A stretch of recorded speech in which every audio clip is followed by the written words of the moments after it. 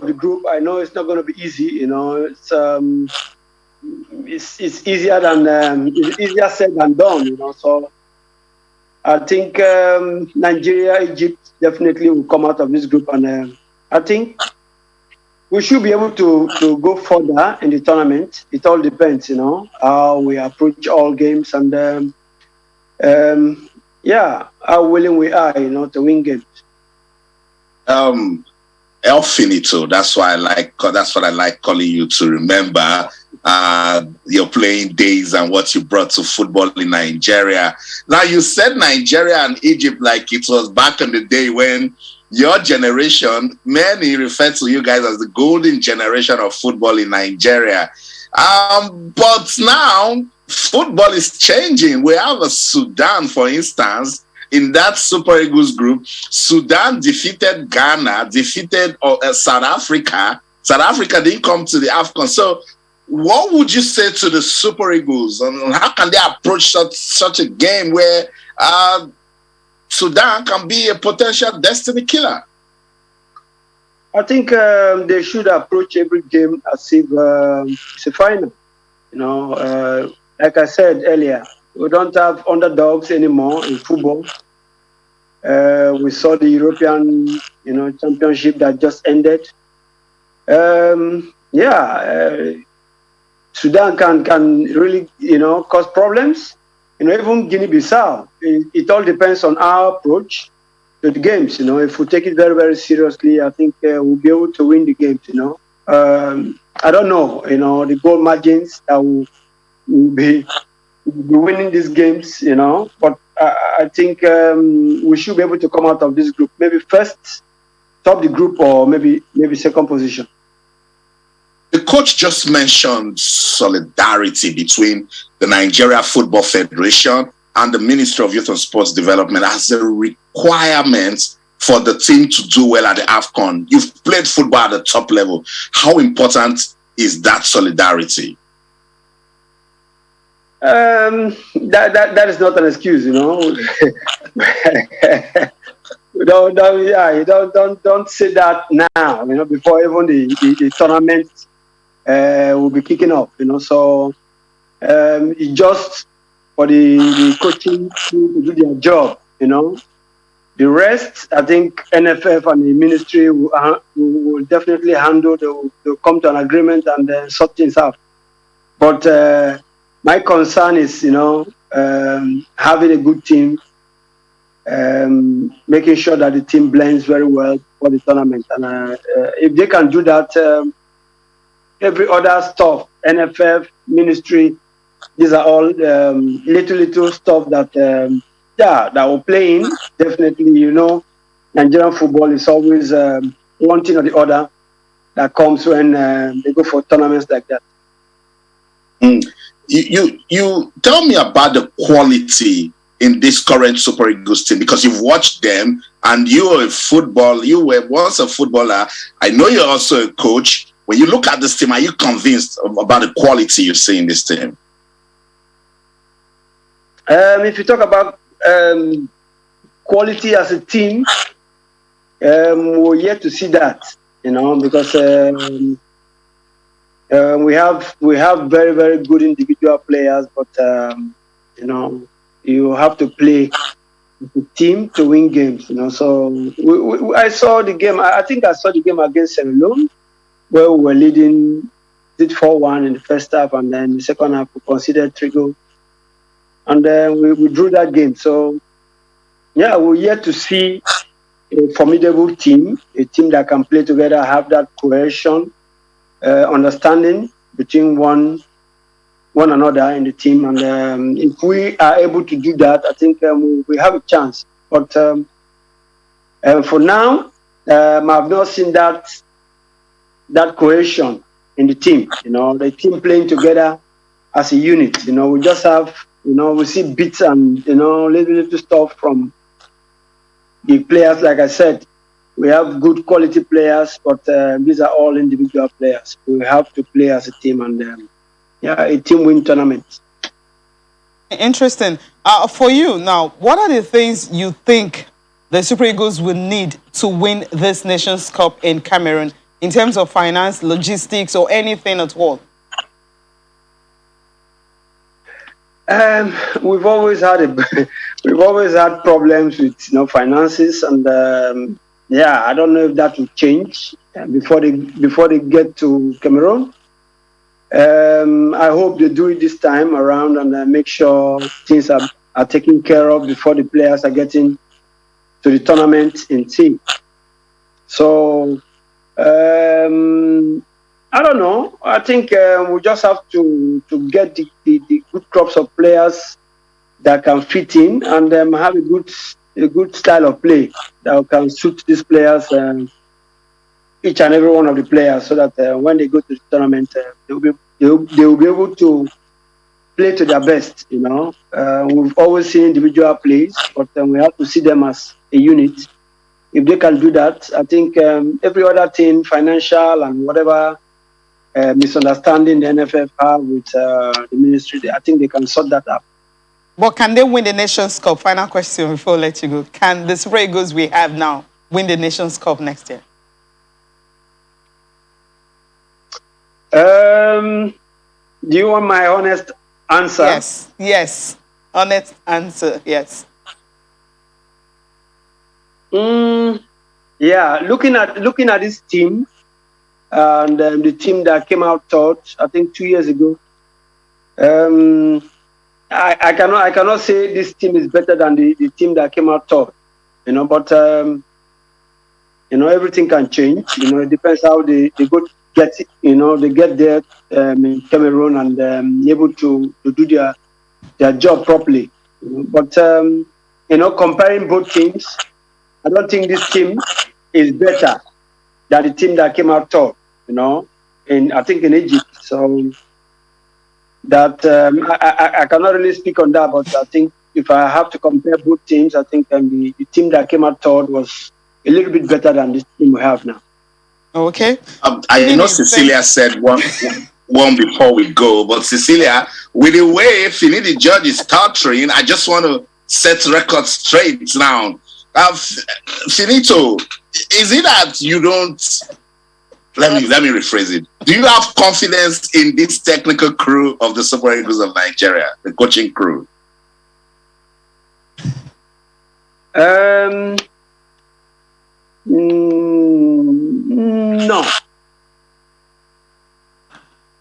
That's my honest answer. I would say no because we've not seen the team play good football. So. Is it the players? Is it the coaching crew? Yeah, something is wrong somewhere. So, talking about confidence, I should have confidence in the players because I think, like I earlier said, we have individual players that are very, very good, but we're yet to see a good team. And it's up to the technical crew to put up a good team that can really perform, and if they can do that, I think we have a chance. If they cannot do that, I don't think we'll go a long way. Because I saw you struggle. I said, let me just bring it out, and I'm happy now that you expressed yourself. Thank you so much, Finidi George, for speaking to us tonight. Always a delight. We'll get you back here again to talk to us. Thank you. Thank you for having me. All right, that's it from our Super Eagles player, Finidi George. Cecilia, I know you were about to let him go, but I saw the way he was going with the players, and I said, no, it is a player. It wasn't that. I said, say what you want to say. And that was why I needed to bring that out, Cecilia. And that was really wonderful for him because, the way he was talking is as if he doesn't even have confidence in the team itself. And then he now had to go the way the technical crew. So if you don't have confidence on the technical crew, that definitely it follows with the team. Maybe that's why Nigeria is not doing well. Let's bring in someone else to talk about this and other things happening in the world of sports.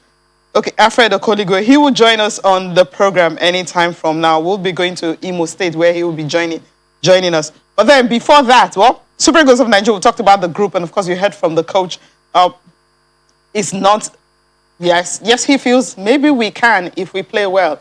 But let's just keep our fingers crossed and see what they can do. Austin, in Benin, it's like the new trend now is women's football. Yes, we've been crying for years and everything, and then NFF has been doing fantastically well concerning organizing different tour for the Super Falcons. Now, in Edo State, the Betsy Obaseki football competition, it's not about the national team. It's about what is happening in Nigeria. I'm talking about clubs playing in the country and also at the grassroots level. Now, before they came up with the numbers of teams that will be playing, Edo State organized local government competition for all the clubs, amateur clubs in the state, to pick 4 best clubs that will be joining 8 other professional clubs that will be coming to Edo State to have this particular tournament. And it's going to be every year. That's why people are really happy about this. Not just a one-off, but it's going to be every year. It's something that is going to continue even after she may have left the office, because she's the wife of the present governor of Edo State. Now, today was the unveiling ceremony of the logo, and it was, of course, held in Benin City. Now, Betsy Obaseki and the Deputy Governor, Philip Shaibu, have been talking about the whole essence of this particular tournament. Austin, it's something we all have been waiting for, just having girls play football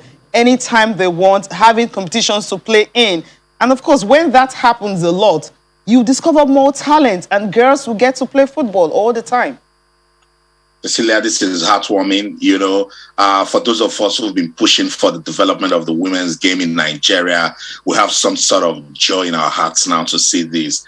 From the league to the Super Six, and the Rivers Angels being busy looking for a ticket to go to the Maiden CAF Women's Champions League, and then the Aisha Buhari Cup, and now the Betsy Obaseki Women's Football Tournament. Beautiful. I love it. This is how to develop the game. And we must say well done to Edo State, because Cecilia, the truth is that they are beginning to set the way. They are beginning to show us how to treat women's football.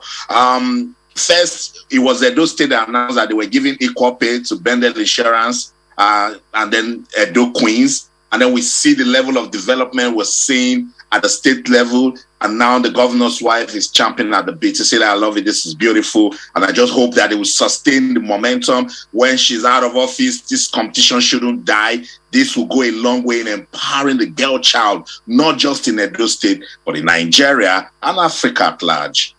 Yeah, it's a beautiful thing. Let's just listen to the organizers, what they have to say concerning this tournament and how teams will obviously benefit from this grassroots program. And you all know that sports is one area that is so youth-friendly. It is one sector that the young people know that they can actually become millionaires and billionaires because they see it happen. So it's very easy to get our young people to be interested in sports. And especially now with the female football thing happening around the world and in our country and state, I'm sure that a lot of our young girls who have stamina will take this very seriously. So we're doing this to announce to Edo young girls and boys, well, young girls, that you have another opportunity to actualize your dreams and to make a good living and to make a name. So as we do these yearly tournaments, we're going to be attracting girls from all over the state and expose them to professionals already. When you deal with the idleness of this girl child, obviously they will be useful not only to themselves, also become role model to others. That is what this competition will also drive at. We are also going to use this competition to get younger players and new discovery into the league.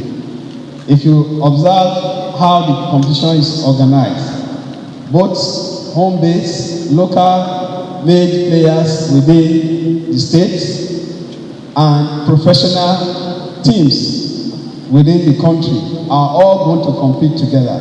The implication of this is that we will discover new talents that will be better than the professionals during this competition. I think it's a signal to Edo Queen that there are new players that will join you very soon from the local league. For us as a state, we are building a new culture in sports, and we ask other states, both private and public-owned clubs, to come on board to join the new vision of sports that we have created in Edo State. Interesting, other states can actually follow suit and see how we can grow the women's game in the country, especially football. Now, the good thing about this competition, Austin, is the fact that every participating team will get 500,000 naira for competing at all. And then the accommodation will be free, feeding free, and the winner will go home with 3 million naira. Second place, 2 million, and third place, 1 million. It's like, just come, you're going to be having professional clubs, NWFL clubs, and the Premiership.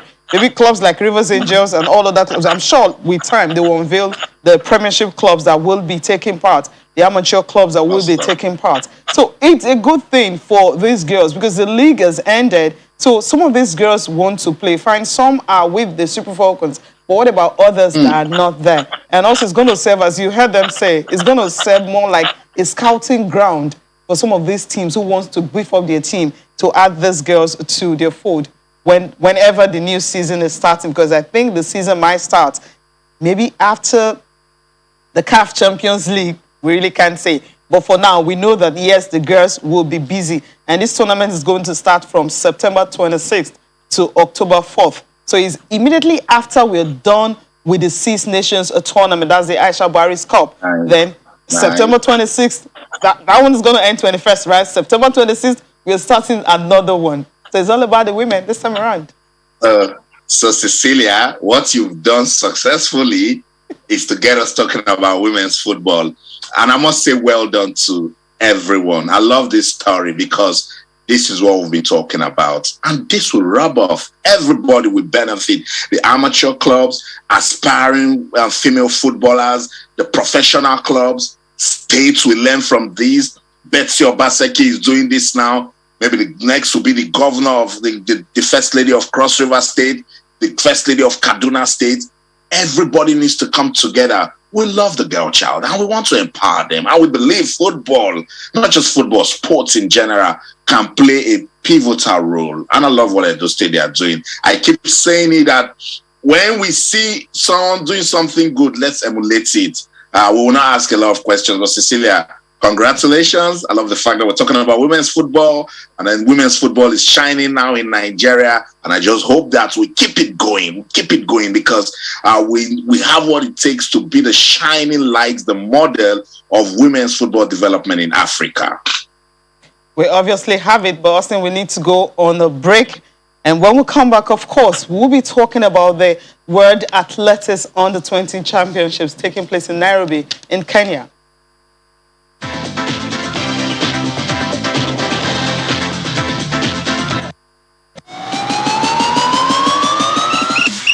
Your team, and we will back you with the right odds. Follow the action, and we promise live odds with the right buzz. And when in doubt, cash out live or pre-game. Feel every moment with top prizes and super special markets on soccer, basketball, and more. Boost your winnings with our multiplier bonus. Visit betking.com or any BetKing shop near you today. BetKing, playground for kings.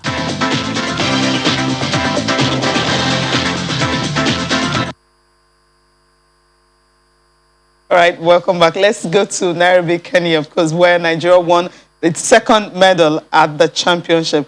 Austin, the interesting thing is because it's a field event. The last time we won any medal at all, the field event was 19 years ago at the Under-20 Championships. And that was in a long jump, as 2002.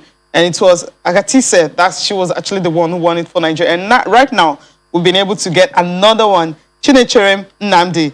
He won a good medal, silver bronze medal today. His very first throw, I mean, when he started, his third throw was the one he won the bronze medal. But from the very time he started, he was always at that medal zone. We're thinking it was going to go a step further because he was one of the favorites, coming into the final because of his throw in the heat. Now he won that medal, becoming the first Nigerian in 19 years to win a medal in a field event. You also have other athletes who competed today. Now, Nnamdi put up a series of throw, to place a third, with a third round best throw of 74.48 meters.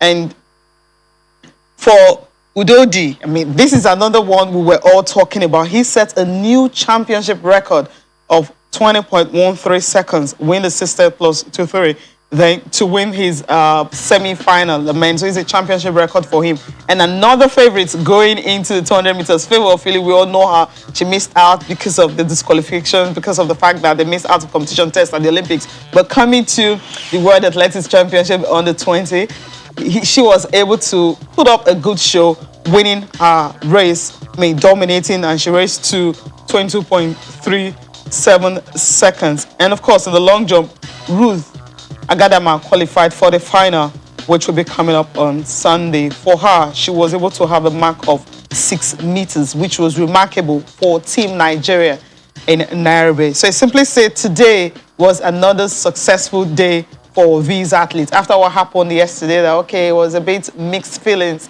But today, of course, we can smile and be happy with what is going on, because tomorrow we should be expecting more medals, especially in the 200 meters.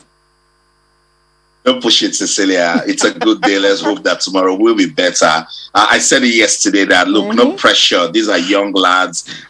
This competition provides a platform for them to gain exposure, gain experience, for the country, a country that is serious to have a peep into their future, and then consolidate on the efforts that these athletes give now. Shout out to Nnamdi, because we only go about the track in Nigeria. He has just reminded us that we can do it with the field events also, winning that bronze medal. That's really, really good. I'm looking forward to seeing what Uzuruki will do in the finals tomorrow.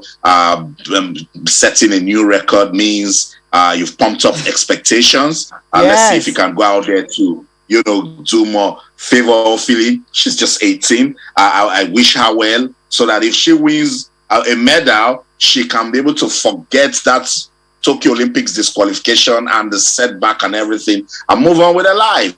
Same thing with Agadama in the long jump. That means now we have someone to look forward to.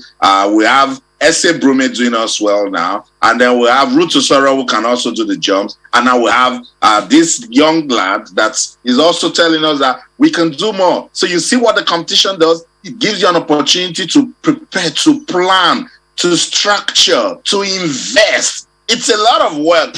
See, when you go to competitions, you just don't go and then hope to win medals. You must think about what to do after that competition. Good luck to Team Nigeria. Good luck to them. And interesting, Chinonwuchere was actually discovered in 2008 Commonwealth Games during trials in Abuja. And if you see the way he has actually progressed, at that time, we're talking about the fact that he was in the field of men. But right now, he has become a man, if you say so, but he's still on the 20. But this is an athlete we all need to, watch out for in the future, especially in Paris 2024.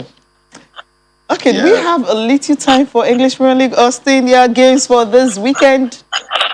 Yeah, I think we have just 2 minutes to leave the studio, right? Just run through it. Okay, let me go through in the English Premier League.